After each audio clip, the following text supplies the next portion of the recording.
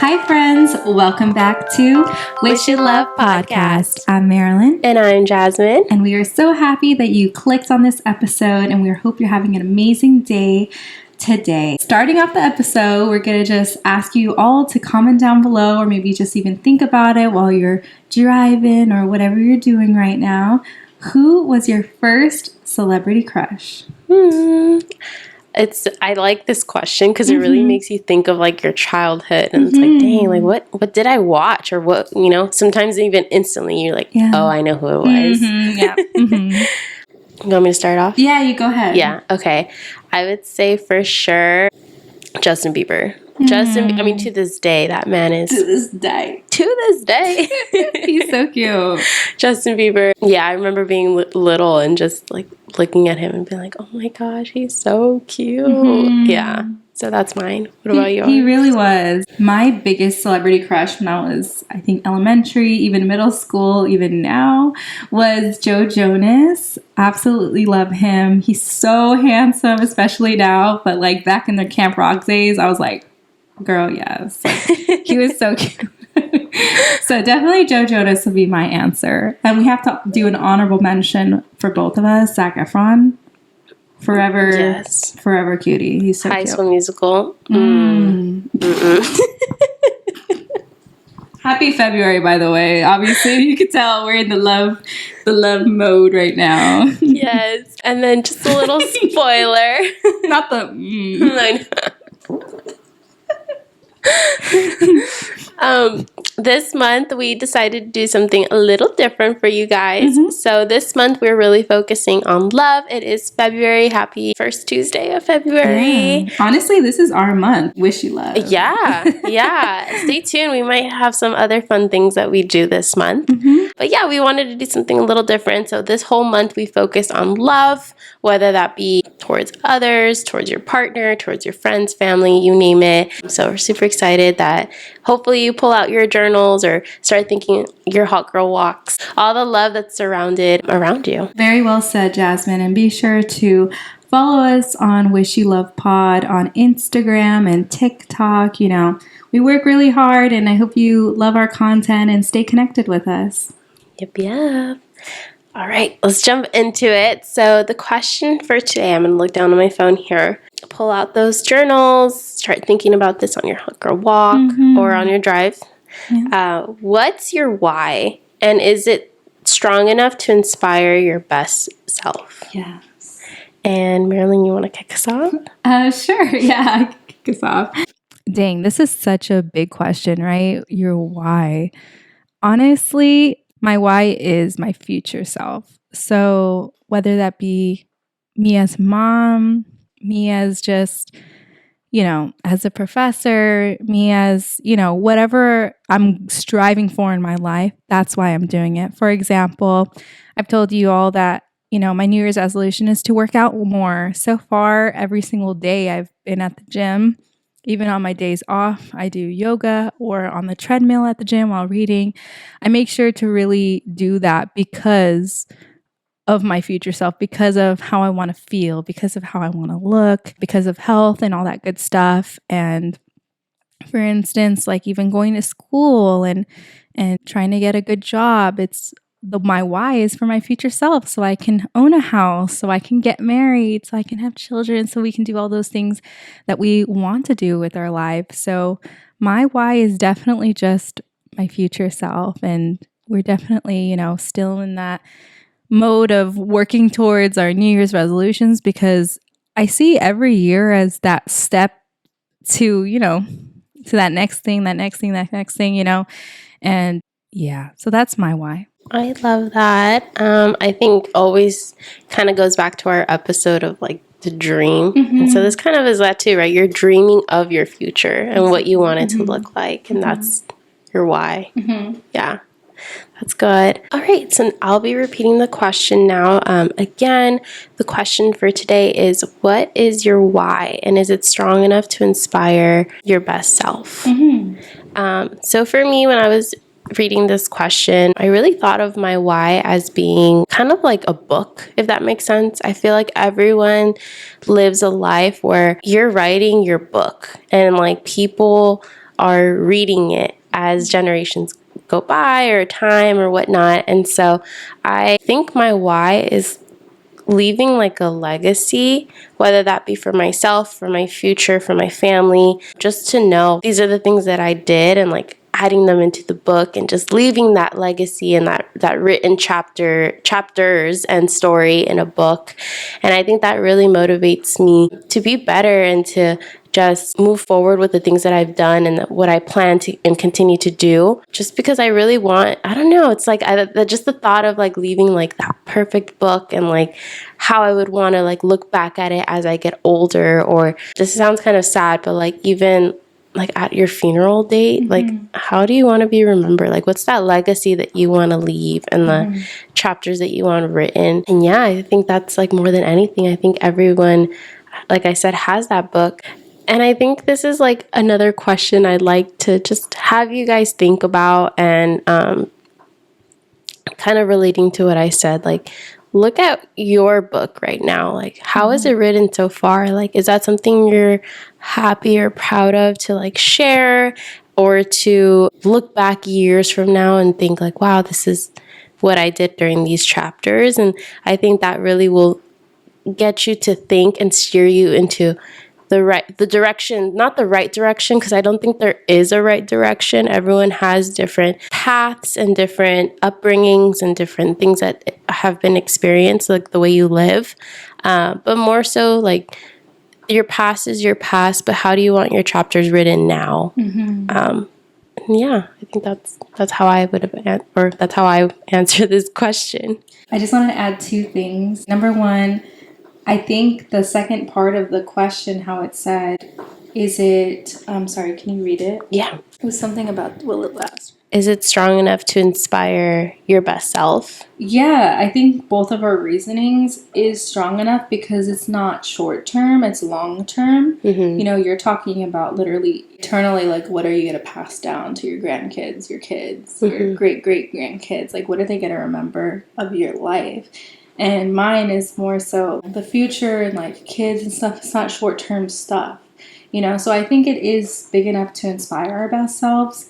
And I do like what you said about how think of your life as a book, you know, because it's true. Like we all have our story. And I was actually just journaling the other day and actually writing about how I want to be remembered. And I was more so thinking of like right now, I wasn't like writing like how I want to be remembered when I die, but I wrote things along the line like I want my husband to like when people talk about me, I want my husband to say that I am loyal and I'm loving, and I want my children to say I'm kind and I'm present, and I want my brothers to say that I'm a source of guidance and safe space. You know, there's so many things that I want to be for people, and I hope I am.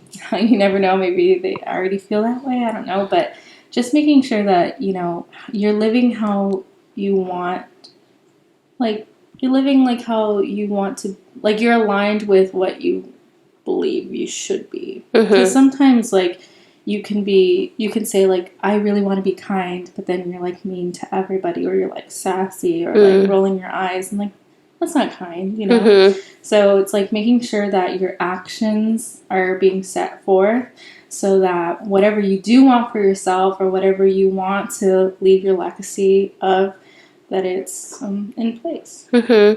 Definitely. I think also you made me think of something when you talk about like your future kids. It made me think also of like those, I don't know, I think as being like Latinas and stuff, like having those generational like trauma or like way of thinking. And so I think that's another version to think of, like, is your why aligned with those things that brought you and like the way you were raised and like the way you want to continue to live your life and raise, you know, your future kids or those around you? Or is this like something that you're like, this doesn't align with my why, and I need to stop and like cut that out and change it. I love that you said that, because that's something else I was talking about yesterday. I think that we're definitely influenced by how we're raised and the traditions that are passed down to us. I'm sure that whatever culture you come from, everyone has like different or sometimes even similar. But I feel that my brother and I were talking yesterday, because he was saying, because I got really good news yesterday, and he was saying like, that's great, like you can move out soon. I'm like, oh no, I'm not moving out till I get married. And he like laughed, and he's like, you're very traditional in that sense. Like, and it's true, like even if I could move out, I won't. Like, it's something that I was taught and I stick to. Obviously sometimes like circumstances don't let you, go by tradition and stuff, but luckily I have a place of my own and I can do that. But yeah, I agree with you, it's definitely what we pass down too with our kids, um because I was definitely taught, I don't know about, I think that you're the same, like I was taught, no, you cannot live on with a man if you are not married. Like I hate that, like that's like such like a scandal, like you can't do that. And I still feel like that. Like I think it's just something ingrained in me. I don't care when other people do it. It's just for me. I just want to make that clear. I'm not one of those that judge other people like, y'all not married. Like, no, that's your thing. But just me personally, a lot of people ask me like, oh my, because I've been with my boyfriend for almost 6 years now. We're reaching our 6th year in like a few months. And everyone's asking me like, are you going to move in with him? I'm like, girl, no, I don't see a ring. Like, what? Where? The soonest would be like engagement. But even then, like I want it when we're married. So I don't know. I like that you mentioned that. It's very true. Do you think that's something you would pass on to like your future and like your kiddos? Most likely, yeah. Most likely, yeah, because it's just ingrained in me. Oh, yeah. You're making me stressed out right now. Thinking about my dang kids. I'm like, oh my gosh. I know Anthony's more of a laid back Hispanic man. He's not like traditional in any sense like that. Like, I think he would let our kids do what they please with their life. And I think that's the great balance, because he'll balance me and like, no, they're old enough. If that's what they want to do, then that's their decision. And I'll be like, okay. But I would like my kids to live with me, even the boys, like live with me until they get married. I mean, that's what Anthony's doing too. He's going to live with his parents. So he gets married. And I just think it's a beautiful thing. You don't have your parents your whole life. So if you can stay with them as long as you can, I think it's beautiful, because once you start your own family, you see your family, your parents less and less, because you're doing your own thing and you have work and kids and, all that stuff. So, yeah. So to answer your question, I don't know. No, that makes sense. And yeah, I don't know. Just a lot. I feel like we're talking about like different things, but I think that's the beauty of this question. It's like understanding all the different pieces of what makes your why. Yeah. Yeah. I love this question. It's a good one, because you have to think about it. I feel like it's kind of open-ended too. Like there's no right answer or one answer in that fact. Like there's so much to think. Yeah, because your why could be very specific. Like I said, like, why are you going to the gym?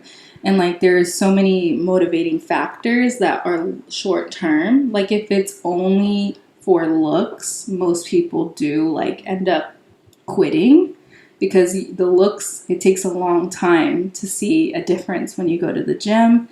And so, but if it's for how you feel, if it's for your health on top of looks, those will be things that take you a little farther. And always improving in yourself. I was going to ask you a question. Please comment down below as well.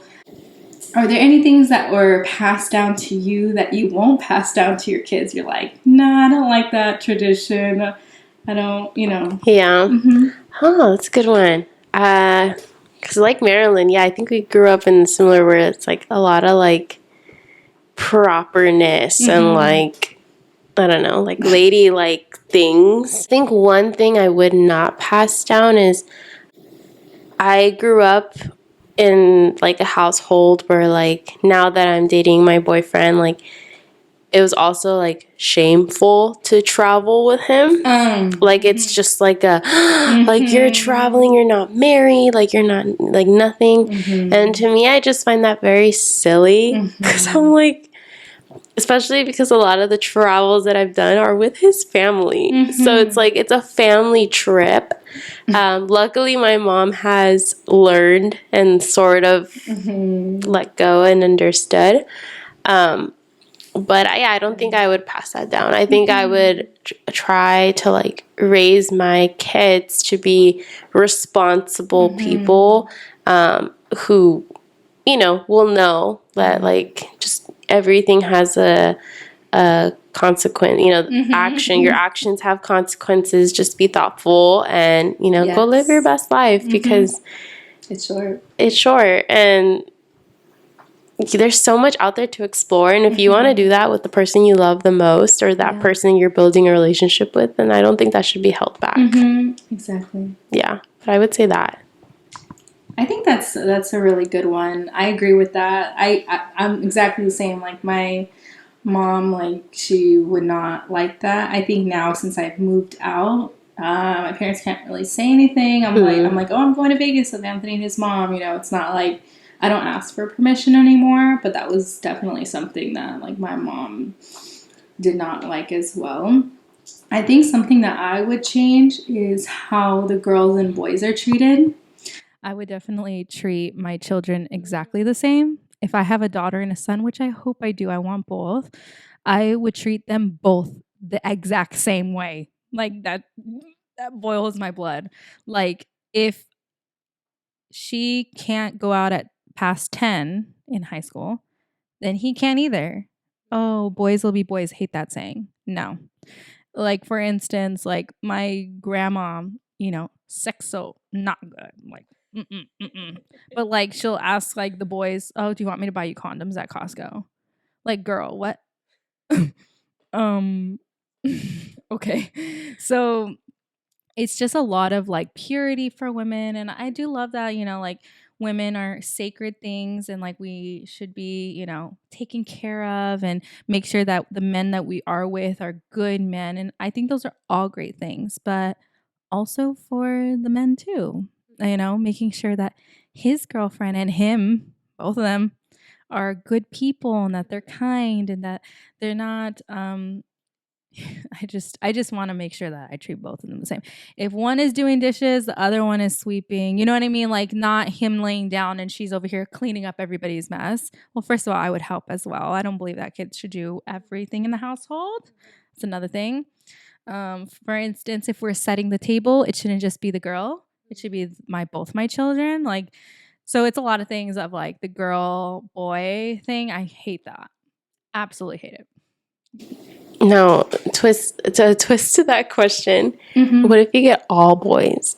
Yeah. You'd still like sweep, clean, help type of thing? Yeah. Yeah? Yeah. Yeah. They're going to learn. I think Anthony's mom did a great job at raising her kids.